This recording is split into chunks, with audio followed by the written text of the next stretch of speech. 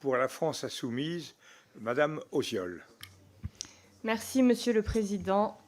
Madame MacGregor, que de dividendes. 3,4 milliards d'euros pour l'entreprise Engie en 2023. Lors de la présentation de ses résultats en février, vous avez reçu les félicitations de tout le petit monde de la finance.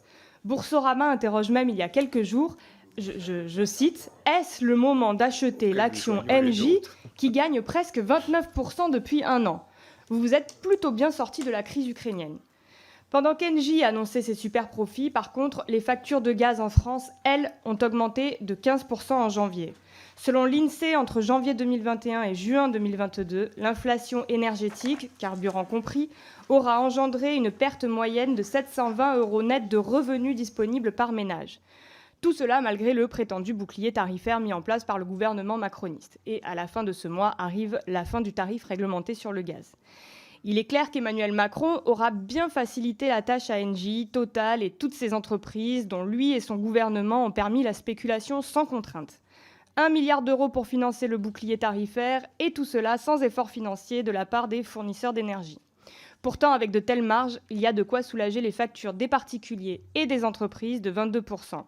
Alors c'est clair que si nous avions été au pouvoir, on aurait attendu de vous un patriotisme financier, un devoir de contribution nationale, de gré, de préférence, de force si nécessaire. L'Espagne, le Portugal ont mis en place des mesures de plafonnement des prix de l'énergie, par exemple. Ils ont ainsi dérogé aux injonctions de la Commission européenne. Et ils ont eu raison. Pas de raison que ce soit toujours les mêmes qui casquent. Nous avons proposé, nous, à la NUPES, le blocage des prix de l'énergie. Nous avons même proposé une mise à contribution exceptionnelle des superprofits pour financer la retraite à 60 ans. Comme quoi, des gages financiers, il en existe.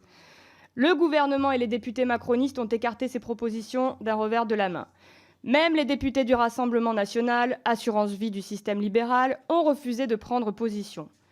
Pour nous, à la France insoumise et à la NUPES, les entreprises qui ont accumulé des profits pendant la crise doivent contribuer à l'urgence sociale et à l'urgence écologique. Un mot de fin pour dire, vous avez parlé de l'importation de gaz naturel liquéfié, de GNL, qui est principalement issu de gaz de schiste et qui a des conséquences désastreuses sur l'environnement. Alors, l'occasion ici de réaffirmer l'urgence de la bifurcation énergétique et de s'en donner pleinement les moyens, par exemple par un débat démocratique sur les choix énergétiques, en particulier par la création d'un pôle public de l'énergie. On a voté l'empêchement du démembrement d'EDF, on pourrait s'occuper d'Engie prochainement.